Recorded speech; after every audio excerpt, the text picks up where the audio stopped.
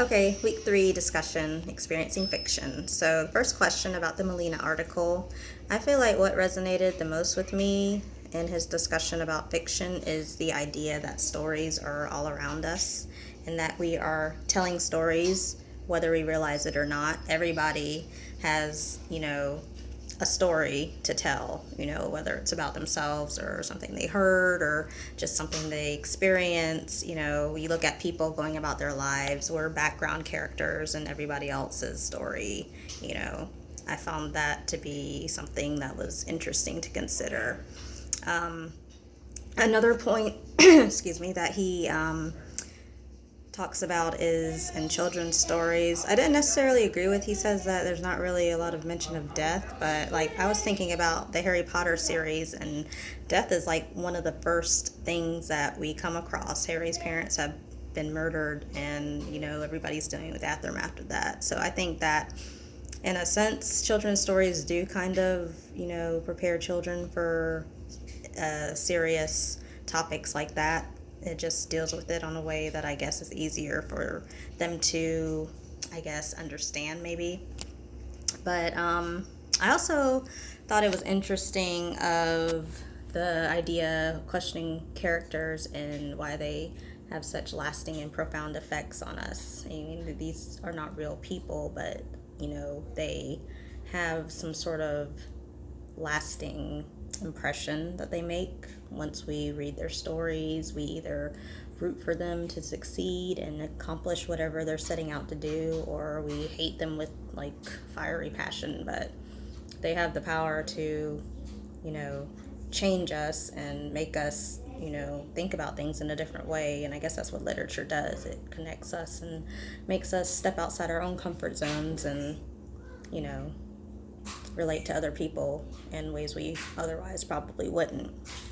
But another thing that resonated with me is that in a world that's ever changing, he talks about how, things we take for granted every day, the people that we associate with, our family, friends, and loved ones, they're not always going to be around. But in a world that's always changing, stories provide us that sense of permanence. We always know that it has a certain outcome. The story is not going to change. We could change it in our own imagination, but I guess there's some sort of comfort in knowing that the story is going to still be the same when you come back to it.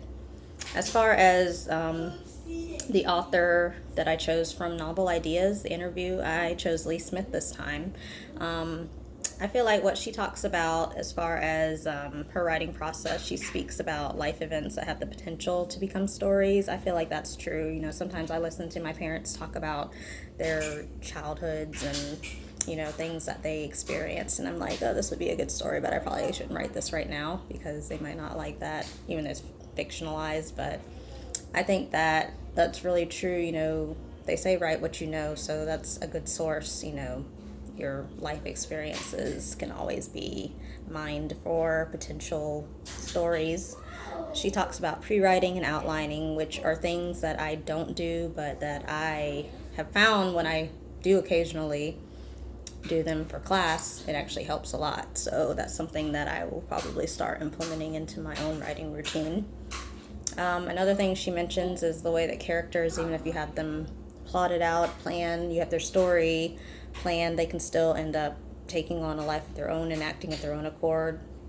And I guess that's just where the story takes you and letting the story have control, which I think is interesting to consider too. And the need to write the story, which I can definitely relate to.